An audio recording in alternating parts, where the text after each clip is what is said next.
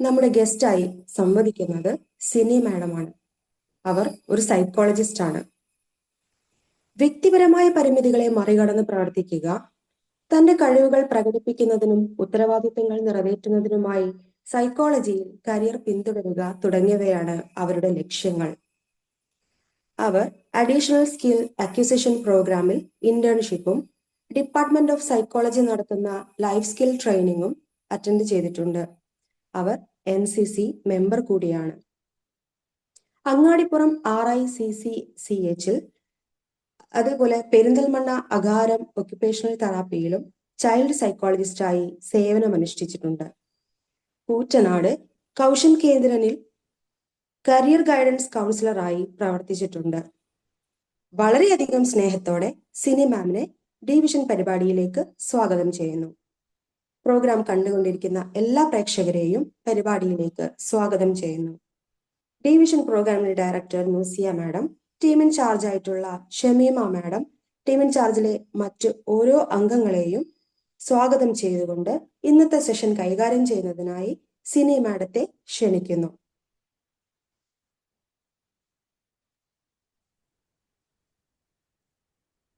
Good morning ആൾ.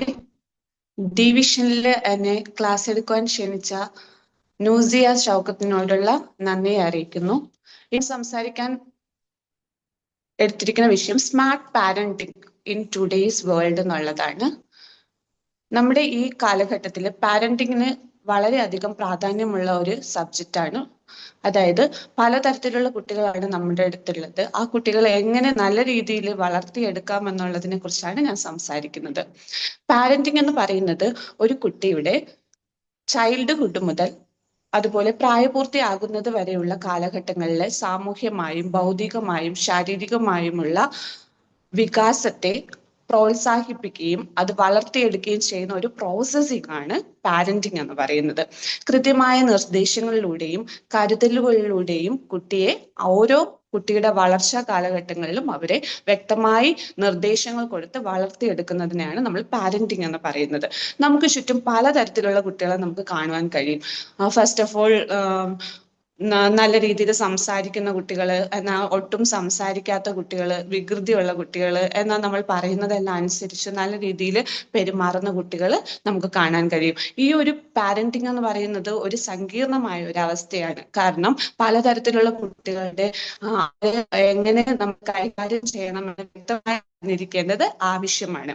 കുട്ടികളുടെ പാരന്റ്സിന്റെ പെരുമാറ്റവും അതുപോലെ എങ്ങനെ അവരെ നയിക്കും എന്നുള്ളതിന്റെ അടിസ്ഥാനത്തിലാണ് അവര് മുന്നോട്ടുള്ള അവരുടെ ഫ്യൂച്ചർ അവര് കണ്ടെത്തുന്നത്. അതുപോലെ തന്നെ അവരുടെ സ്വഭാവവും പെരുമാറ്റവും എല്ലാം ഈ ഒരു പാരന്റിങ്ങിന്റെ അടിസ്ഥാനത്തിൽ ആയിരിക്കും. പാരന്റുമായിട്ടുള്ള ഒരു നല്ല ബന്ധം കാത്തു സൂക്ഷിക്കുക എന്നുള്ളത്, പാരന്റ് കുട്ടികളുമായിട്ടുള്ള ഒരു നല്ല ബന്ധം കാത്തു സൂക്ഷിക്കുക എന്നുള്ളത് ഏറ്റവും അത്യാവശ്യമായിട്ടുള്ള ഒരു കാര്യമാണ്. നമ്മൾ സൈക്കോളജിയിൽ മെയിൻ ആയിട്ട് നമ്മൾ നോക്കുകയാണെങ്കിൽ പ്രധാനമായിട്ടും 4 തരത്തിലുള്ള പാരന്റിങ്ങിനെ കുറിച്ച് നമുക്ക് കാണാൻ പറ്റും.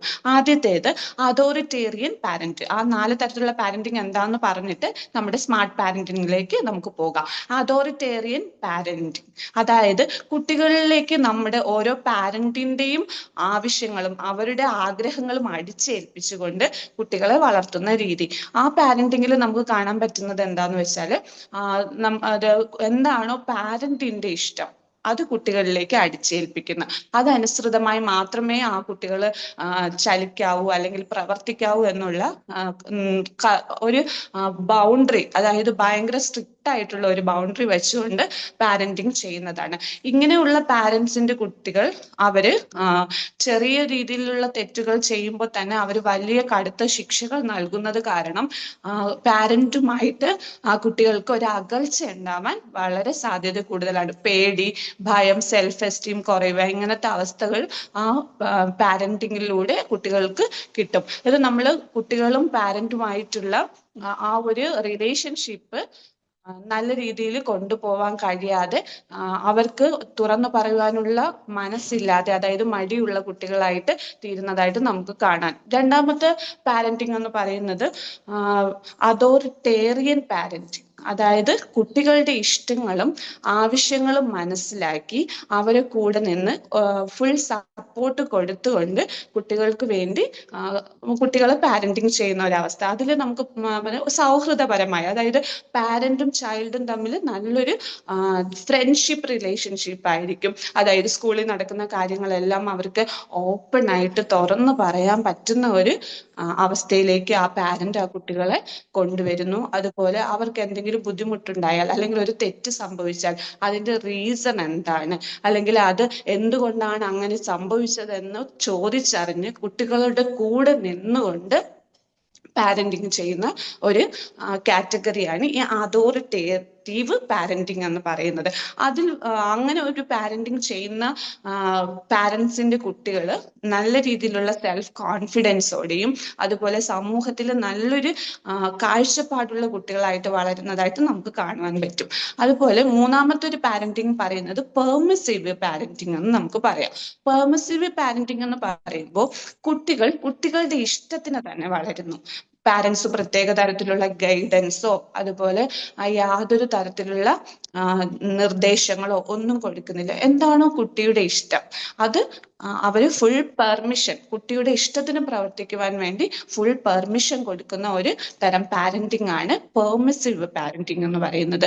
ഇത് നമുക്ക് കുട്ടികൾക്ക് നല്ല കാര്യങ്ങൾ പറഞ്ഞു കൊടുക്കാനോ അല്ലെങ്കിൽ ഒരു കാര്യത്തില് കുട്ടികൾ ഒരു നേട്ടം കൈവരിച്ചാല് അതിന് അപ്രീസിയേഷൻ ചെയ്യുകയോ ഒന്നുമില്ല, ജസ്റ്റ് മൂവ് ചെയ്യുക, അവരെ ഇങ്ങനെ വളർത്തുക എന്നുള്ളതാണ്. ഇവരെ അംഗീകരിക്കാനോ കുട്ടികൾ തെറ്റായ വഴിയിലേക്കൊക്കെ പോവാൻ വളരെ ചാൻസ് കൂടിയ ഒരു പാരന്റിങ് ആണ് പെർമിസീവ് പാരന്റിങ്. കാരണം അവർക്ക് ഒരു ബൗണ്ടറിയോ ഒരു ഗൈഡൻസോ ഒന്നും ഇല്ലാതെ അവർക്ക് ഇഷ്ടമുള്ള രീതിയിൽ വളരുക എന്നുള്ളതാണ് ഈ ഒരു പെർമിസീവ് പാരന്റിങ് കൊണ്ട് ഉദ്ദേശിക്കുന്നത്.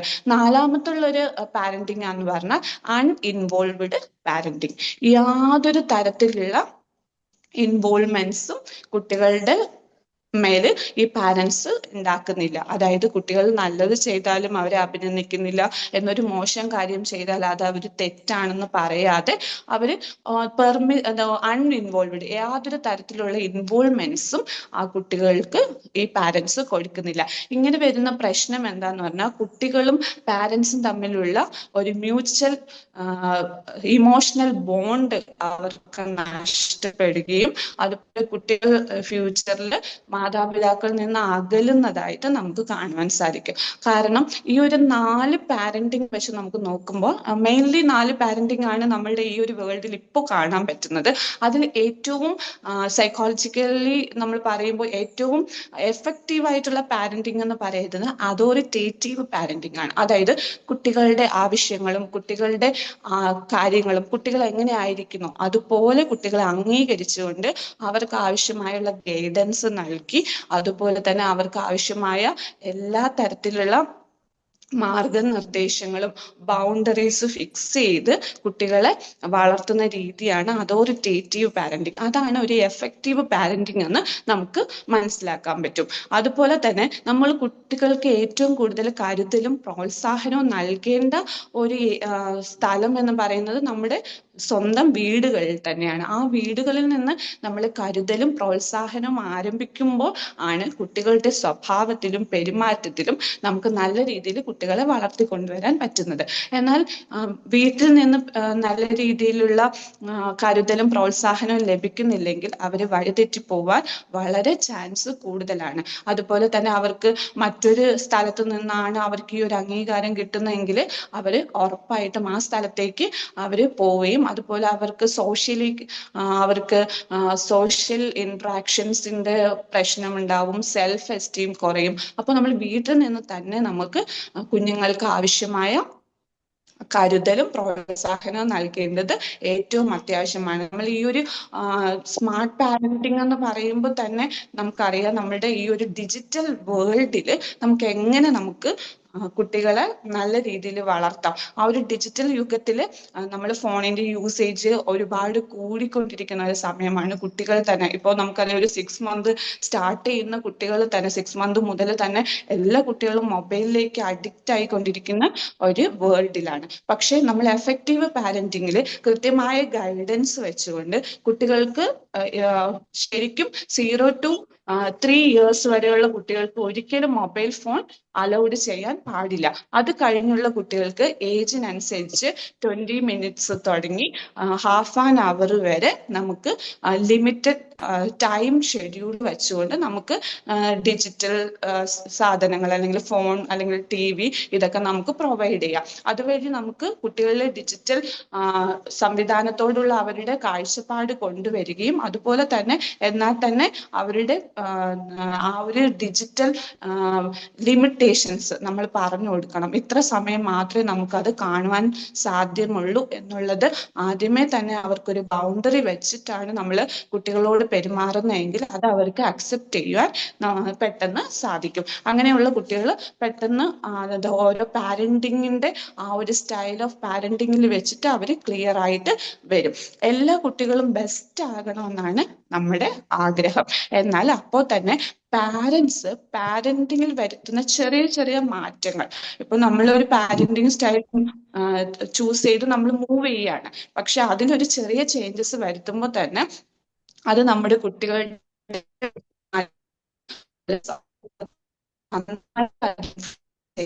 ചേഞ്ചസ് നമുക്ക് കാണാൻ പറ്റും. ഒരു എക്സാമ്പിൾ ഞാൻ പറയാണ്. സ്ട്രെസ്, നമുക്ക് എല്ലാവർക്കും സ്ട്രെസ് പണിയുന്നവർക്ക് അതിൻ്റെതായിട്ടുള്ള ഒരു സ്ട്രെസ് വരുമ്പോൾ നമ്മൾ എങ്ങനെയാണ് ഹാൻഡിൽ ചെയ്യുന്നത്, നമ്മുടെ കുഞ്ഞുങ്ങളുടെ മുൻപിൽ അല്ലെങ്കിൽ നമ്മുടെ കുട്ടികളുടെ മുൻപിൽ നമ്മൾ എങ്ങനെയാണ് ഹാൻഡിൽ ചെയ്യുന്നതെന്ന് നമ്മൾ ശ്രദ്ധിക്കണം. നമ്മൾ ഷൗട്ട് ചെയ്തിട്ടാണ് ഹാൻഡിൽ ചെയ്യുന്നതെങ്കിൽ, ആ ഒരു സ്ട്രെസ് നമ്മൾ ഹാൻഡിൽ ചെയ്യുന്നത് ഷൗട്ട് ചെയ്തിട്ടാണെങ്കിൽ കുട്ടികൾ അത് കാണുകയാണ്. അപ്പൊ കുട്ടി നെക്സ്റ്റ് ഒരു സിറ്റുവേഷനിൽ ആ കുട്ടിയും ഷൗട്ട് ചെയ്തിട്ടായിരിക്കും ആ ഒരു സ്ട്രെസ് അവൻ ഹാൻഡിൽ ചെയ്യുന്നത്. എന്നാൽ നമ്മൾ കാം ആൻഡ് ക്വയറ്റ് ആയിട്ട് ഇറ്റ്സ് ഓക്കെ, അത് പ്രശ്നമല്ല, അത് നമുക്ക് ചിന്തിക്കാം അല്ലെങ്കിൽ ഇങ്ങനെ ചെയ്യാം എന്ന് നമ്മൾ കാം ആൻഡ് ക്വയറ്റ് ആയിട്ടാണ് അതിന് നമ്മളൊരു തീരുമാനം എടുക്കുന്നതെങ്കിൽ ആ കുട്ടികളും അതുപോലെ നമ്മളെ കണ്ട് ഒബ്സർവ് ചെയ്ത് ഇങ്ങനെ ഒരു സിറ്റുവേഷൻ വന്നാൽ ഇങ്ങനെയാണ് നമ്മൾ ഹാൻഡിൽ ചെയ്യേണ്ടത് ആ കുട്ടി ഒബ്സർവ് ചെയ്യാണ്. പക്ഷെ നമ്മൾ പറയാണ് സ്ട്രെസ് വരുമ്പോൾ അല്ലെങ്കിൽ ദേഷ്യം വരുമ്പോൾ നമ്മൾ കാം ആൻഡ് ക്വയറ്റ് ആയിട്ട് ഡീൽ ചെയ്യണം എന്ന് നമ്മൾ കുട്ടിനെ പഠിപ്പിക്കുകയും നമ്മൾ ഷൗട്ട് ചെയ്തിട്ടാണ് അത് ഡീൽ ചെയ്യുന്നതെങ്കിൽ ഒരിക്കലും കുട്ടി നമ്മുടെ വാക്ക് പഠിക്കില്ല. കുട്ടി നമ്മളെ ഒബ്സർവ് ചെയ്തിട്ട് നമ്മൾ എന്താണോ ചെയ്യുന്നത് അത് കണ്ടിട്ടാണ് അതുപോലെ ഫോളോ ചെയ്യാനാണ് കുട്ടികൾ മെയിൻലി അവർ ലേൺ ചെയ്യുന്നത്. അപ്പോൾ നമുക്ക് എക്സാമ്പിൾ ആയിട്ട് വേറെ പറയാം, ഒരു ഡ്രിങ്കർ ആയിട്ടുള്ള ഒരാൾക്ക് തൻ്റെ കുട്ടീനോട് ഡ്രിങ്ക് ചെയ്യരുത് അല്ലെങ്കിൽ മദ്യം കഴിക്കരുത് അല്ലെങ്കിൽ ലഹരി ഉപയോഗിക്കരുതെന്ന് ഉപയോഗിക്കുന്ന ഒരു പാരന്റ് ഒരു കുട്ടീനോട് പറയുമ്പോൾ അത് ഒരിക്കലും ആ കുട്ടി അക്സെപ്റ്റ് ചെയ്യണമെന്നില്ല. എന്നാൽ ആ കുട്ടീൻ്റെ ആ ഒരു പാരന്റ് അത് ഉപയോഗിക്കാതെ പറഞ്ഞു കൊടുക്കുകയാണെങ്കിൽ ഇറ്റ്സ് ഓക്കെ, അത് അങ്ങനെ ഉപയോഗിക്കാൻ പാടില്ലാത്തൊരു വസ്തുവാണ്, അത് നമ്മൾ അതിൽ ലഹരിയിൽ പോവാൻ പാടില്ല എന്ന് ആ ഒരു പാരന്റ് ഉപയോഗിക്കാതെ നമ്മൾ കുട്ടീനോട് പറഞ്ഞു കൊടുക്കുകയാണെങ്കിൽ കുട്ടി ഉറപ്പായിട്ട് അത് ഫോളോ ചെയ്യും. പക്ഷെ നമ്മൾ എന്താണ് നമ്മുടെ പെരുമാറ്റത്തിൽ കാണുന്നത് അത് അങ്ങനെ ലേൺ ചെയ്യാനാണ് കുട്ടികൾ താല്പര്യപ്പെടുന്നത്. അതുപോലെ തന്നെ ഞാനിതൊരു ജസ്റ്റ് ഉദാഹരണം മാത്രമാണ് പറഞ്ഞത്. അതുപോലെ തന്നെ ഷെയറിങ്, മറ്റുള്ളവരെ റെസ്പെക്ട് ചെയ്യുന്നത്,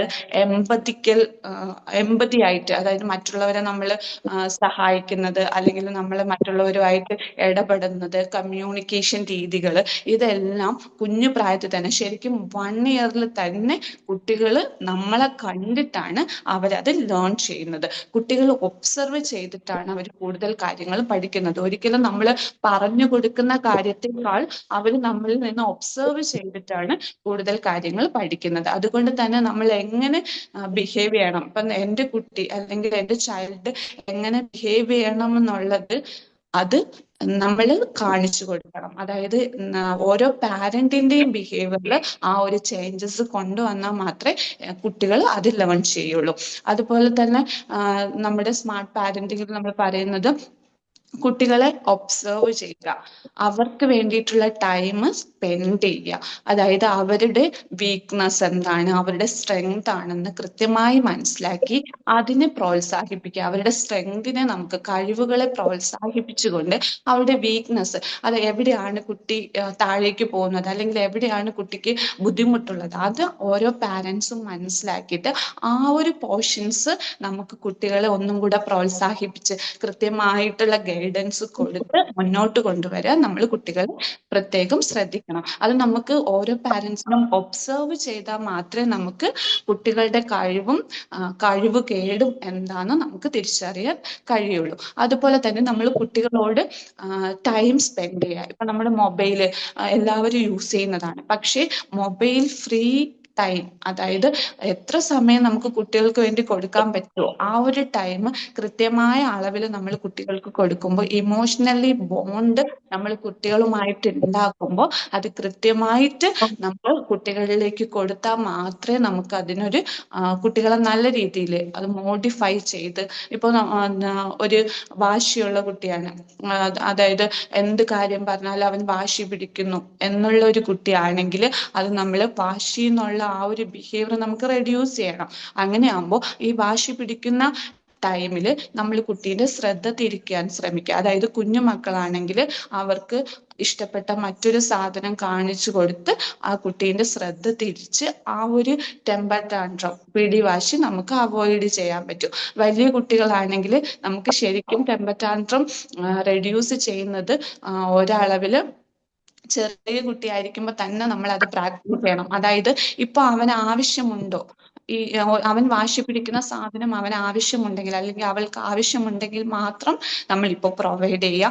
അല്ല എന്നുണ്ടെങ്കിൽ നമ്മൾ അതിന്റെ റീസൺ, എന്തുകൊണ്ടാണ് ഞാൻ അത് കുട്ടിക്ക് ഇപ്പോൾ പ്രൊവൈഡ് ചെയ്യാത്തതെന്നുള്ളതിന്റെ റീസൺസ് പറഞ്ഞ്, അത് നിനക്കിപ്പോൾ ആവശ്യമില്ല, അതെടുത്താൽ കൈമുറിയും, അല്ലെങ്കിൽ അതെടുത്താൽ ഇന്നത് സംഭവിക്കും, ആ ഒരു റീസൺ പറഞ്ഞ് കുട്ടികളെ ആ ഒരു കാര്യം മനസ്സിലാക്കി കൊടുക്കുമ്പോൾ കുട്ടികളുടെ പിടിവാശി ഒരു പരിധിവരെ നമുക്ക് തന്നെ നിയന്ത്രിക്കാൻ സാധിക്കും.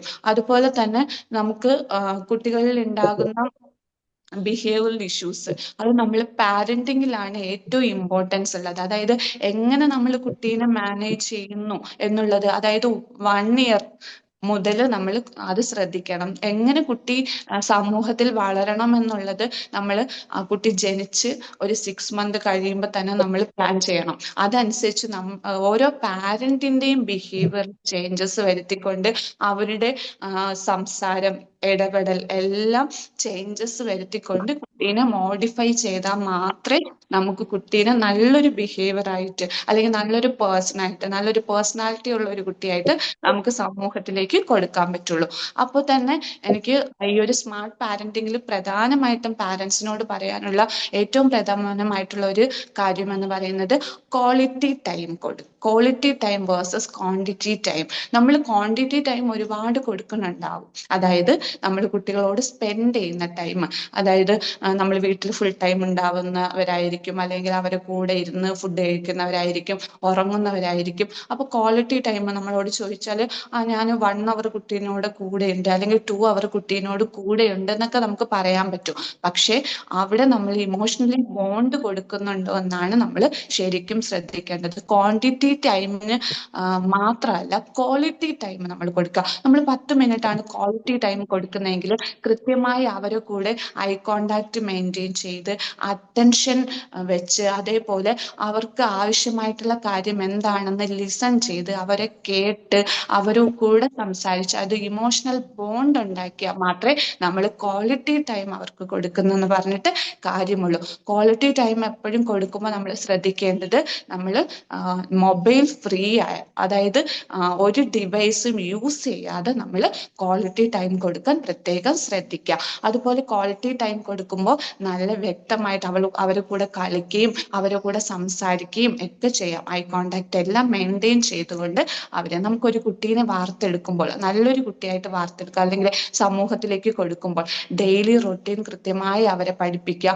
ബൗണ്ടറീസ് വയ്ക്കുക, യെസ് ഓർ നോ അവരെ കൃത്യമായി പഠിപ്പിക്കുക, ഗൈഡ് ലൈൻസ് കൊടുക്കുക. കൊടുക്കുക. അങ്ങനെ കൊടുത്ത് നല്ലൊരു പാരന്റിങ് നമ്മൾ അവരെ മുന്നിലേക്ക് വച്ചു കൊടുത്താൽ മാത്രമേ ഈ ഒരു സമൂഹത്തിലേക്ക് നല്ലൊരു പേഴ്സൺ അല്ലെങ്കിൽ നല്ലൊരു വ്യക്തിയെ നമുക്ക് എടുക്കാൻ നമുക്ക് സാധിക്കും. അപ്പോൾ എല്ലാ പാരൻസിനും സ്വന്തം കുട്ടികളെ നല്ല രീതിയിൽ പാരന്റിങ് ചെയ്ത് സമൂഹത്തിന് നല്ലൊരു പേഴ്സണാലിറ്റി ഉള്ള ഒരു ചൈൽഡിനെ അല്ലെങ്കിൽ ഒരു വ്യക്തിയെ സംഭാവന ചെയ്യാൻ സഹായിക്കട്ടെ എന്ന് പറഞ്ഞ് എൻ്റെ ക്ലാസ്സിന് വൈൻഡപ്പ് ചെയ്യുന്നു.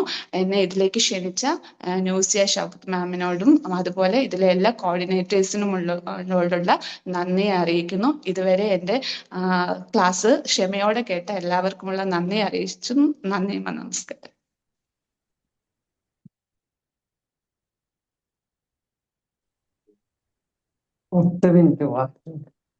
താങ്ക് യു സിനി മാം. ഡിവിഷന്റെ 267 ദിവസം പുണ്യമാക്കിയതിന് പ്രിയപ്പെട്ട പ്രേക്ഷകരെ, നമ്മൾ ഇന്ന് സ്മാർട്ട് പാരന്റിങ്ങിന്റെ ഇന്നത്തെ കാലത്ത് സ്മാർട്ട് പാരന്റിങ് എന്ന അരമണിക്കൂർ സെഷനിലൂടെയാണ് നമ്മളിപ്പോൾ കടന്നുപോയത്. സ്വയം നന്നാക്കിക്കൊണ്ട് പാരൻസ് സ്വയം മെച്ചപ്പെട്ടുകൊണ്ട് മക്കൾക്ക് മാതൃകയായി തീരുക. നമ്മളെ നോക്കിയാണ് നമ്മുടെ കുട്ടികൾ വളരുന്നത്. അതുകൊണ്ട് അവർക്ക് നല്ല മാതൃകകളായി വളരുക എന്നൊരു നല്ലൊരു സന്ദേശം തന്നുകൊണ്ടാണ് സിനി മാം ഈ ഒരു സെഷൻ ഇവിടെ അവസാനിപ്പിച്ചിരിക്കുന്നത്. പാരന്റിങ്ങിനെ കുറിച്ച് അത്രയൊന്നും ഒരു അവബോധം സമൂഹത്തിൽ ഇല്ലാതിരുന്നൊരു കാലത്ത് 95-ലാണ് ബദ്രന്റെ സംവിധാനത്തിലെ സ്ഫടികം എന്നൊരു സിനിമ റിലീസ് ചെയ്യപ്പെട്ടത്. മാമിന്റെ ക്ലാസ് കേട്ടുകൊണ്ടിരിക്കുമ്പോൾ എനിക്ക് പെട്ടെന്ന് അതാണ് ഓർമ്മ വന്നത്. മലയാളികൾക്ക് അതിലെ ചാക്കോ മാഷിനെയും മകൻ ആട് തോമയെയും അത്ര പെട്ടെന്നൊന്നും ഒരു പ്രാവശ്യം സിനിമ കണ്ടാലും മറക്കാൻ സാധ്യതയില്ല. കർക്കശക്കാരനായ ഗണിത അധ്യാപകനായ ചാക്കോ മാഷ് വീട്ടിലും അതേ കാർക്കശ്യത്തോടെയാണ് മകനെ വളർത്തിയത്. മകളോട് സ്നേഹവാത്സല്യങ്ങൾ കാണിക്കുമ്പോഴും മകനോട് അദ്ദേഹം ഒരിക്കലും സ്നേഹത്തോടെയോ അനുകമ്പയോടെയോ പെരുമാറിയില്ല. അവന്റെ കഴിവുകൾ തിരിച്ചറിയാതെ എപ്പോഴും കാർക്കശ്യത്തോടെ ഇടപെട്ടുകൊണ്ട് അവൻ പഠിപ്പിൽ മാത്രം പഠിച്ചാൽ മതി എന്ന രീതിയിൽ വളർത്തിക്കൊണ്ടുവന്ന് അവസാനം അവൻ ഒരു ഗുണ്ടയായി മാറി.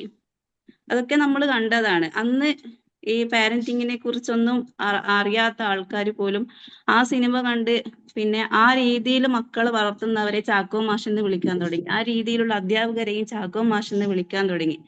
അത് നമ്മൾ അറിയാതെ നമ്മളിലേക്ക് സമൂഹത്തിലേക്ക് പാരന്റിങ്ങിനെ കുറിച്ച് വന്ന നല്ലൊരു സന്ദേശം അടങ്ങിയ ഒരു സിനിമയായിരുന്നു അത്. അതിന് പിന്നീട് കാലം മാറുന്നതനുസരിച്ച് പാരന്റിങ്ങിന്റെ പ്രാധാന്യത്തെക്കുറിച്ച് ജനങ്ങൾ ബോധവാന്മാരാകുകയും ഒരുപാട് പഠനങ്ങൾ അതിനെക്കുറിച്ച് നടത്തുകയും ചെയ്തതിന്റെ ഫലമായി നമുക്കിന്ന് ഒരുപാട് കാര്യങ്ങൾ അറിയാനും പഠിക്കാനും ഒക്കെ പറ്റുന്നുണ്ട് പാരന്റിങ്ങിനെ കുറിച്ചിട്ട്. നമ്മളൊന്നും അങ്ങനെ വളർന്നവരല്ല എന്ന് തോന്നുന്നു. പാരന്റിങ്ങിനെ കുറിച്ച് വ്യക്തമായി മനസ്സിലാക്കാതെ ഉള്ളൊരു കുട്ടിക്കാലത്തിൽ വളർന്നവരാണ് നമ്മളെങ്കിലും നമുക്ക് ഒരുപാട് കാര്യങ്ങൾ നമ്മുടെ പൂർവികരിൽ നിന്ന് കിട്ടിയിരുന്നു. നല്ല ശീലങ്ങള്, സമൂഹത്തിലുള്ള ഇടപെടലുകള് ഒക്കെ. പക്ഷെ ഇന്ന് അത്രയധികം കുട്ടികൾക്ക് കിട്ടുന്നുണ്ടോ എന്നുള്ള കാര്യത്തിൽ നമ്മൾ തന്നെ ആശങ്കാകുലരാണ്. കാരണം ഇന്ന് റീൽസിന്റെയും വേഗതയുടെയും ഒക്കെ ലോകാണ്. മക്കൾ വളരെ ചെറുതിൽ തന്നെ മൊബൈലിലേക്ക് പോവുകയാണ്. റീൽസ് കണ്ട് അവർക്കിപ്പോ അറ്റൻഷൻ ടൈം വളരെയധികം കുറഞ്ഞുകൊണ്ടിരിക്കുന്ന ഒരു കാലമാണ്. അത് ഒരു പുസ്തകം അവർക്ക് കുറച്ചു നേരം കൂടുതൽ വായിക്കാൻ പറ്റുന്നില്ല. ഒരു പരിപാടി അവർക്ക് കുറച്ചു നേരം, TV പ്രോഗ്രാം ആണെങ്കിൽ തന്നെ കുറച്ചു നേരം കൂടുതൽ അവർക്ക് കണ്ടു നിൽക്കാൻ പറ്റുന്നില്ല. അങ്ങനെയൊക്കെ ഉള്ളൊരു പ്രതിസന്ധി നമ്മളിപ്പോ നേരിട്ടുകൊണ്ടിരിക്കുകയാണ്. അപ്പോൾ അതിനൊക്കെ നമ്മൾ ഒരുപാട് ശ്രദ്ധിക്കേണ്ടിയിരിക്കുന്നു എന്നത് മാം ഇവിടെ പറഞ്ഞു വെച്ചിട്ടുണ്ട്. പിന്നെ മുന്നേ ഉണ്ടായിരുന്ന പാരന്റിങ് രീതികളെ കുറിച്ചിട്ട് പറഞ്ഞുകൊണ്ട് ഇപ്പോഴത്തെ സ്മാർട്ട് പാരന്റിങ്ങിൽ കൂടെ നമ്മൾ എങ്ങനെ മക്കളെ വളർത്താം എന്നത് ഒബ്സർവേഷനാണ്. ഇപ്പോൾ നമ്മുടെ ചെറുതില് നമുക്കറിയാം, നമ്മളെ ഒബ്സർവ് ചെയ്താണ് നമ്മുടെ മക്കള് വളരുന്നത് എന്ന്. വിനോബ ഭാവയുടെ ഒരു കഥയുണ്ട്. അദ്ദേഹം ചെറിയ കുട്ടിയായിരിക്കുന്ന സമയത്ത് 4ഓ 5ഓ പ്രായമുള്ള സമയത്ത് അദ്ദേഹത്തിന്റെ വീട്ടിലേക്ക് ഒരു സ്ത്രീയും മകനും വന്നു. വളരെ മുഷിഞ്ഞ വേഷത്തിലാണ് ആ സ്ത്രീ ഉള്ളത്. വളരെ പഴകിയ ഒരു സാരിയാണ് ധരിച്ചിരിക്കുന്നത്.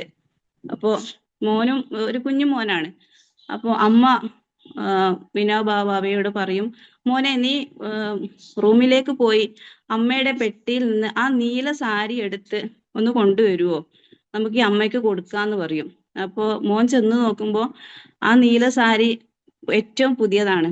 ഇതുവരെ ആ സാരി ഉടുത്തിട്ട് അമ്മയെ മോൻ കണ്ടിട്ടില്ല. ഈ സാരി അപ്പൊ അതിന് ആ സാരി എടുക്കാതെ അടുത്ത അടിയിൽ നിന്ന് അമ്മ കുറച്ച് പ്രാവശ്യം ഉപയോഗിച്ച ഒരു സാരി എടുത്ത് കൊണ്ടുവന്നപ്പോ അമ്മ ഒന്നും മിണ്ടാതെ തിരിച്ചുപോയി ആ സാരി പെട്ടിയിൽ തന്നെ വെച്ച് ആ പുതിയ നീല സാരി എടുത്ത് കൊണ്ടുവന്ന് ആ വന്ന അമ്മയ്ക്ക് കൊടുത്ത് അവര് സന്തോഷത്തോടെ യാത്രയായി. അപ്പോ അവര് പോയി കഴിഞ്ഞപ്പോ വിനോബ് ബാബ അമ്മയോട് ചോദിച്ചു, അതെന്തുകൊണ്ടാ അമ്മേ ഞാൻ എടുത്ത സാരി തിരിച്ചു വെച്ചിട്ട് അമ്മ ആ പുതിയ സാരി അവർക്ക് കൊടുത്ത്? അപ്പൊ അമ്മ പറഞ്ഞു, അവര് പിന്നെ ഉടുക്കട്ടെ, നല്ല സാരി.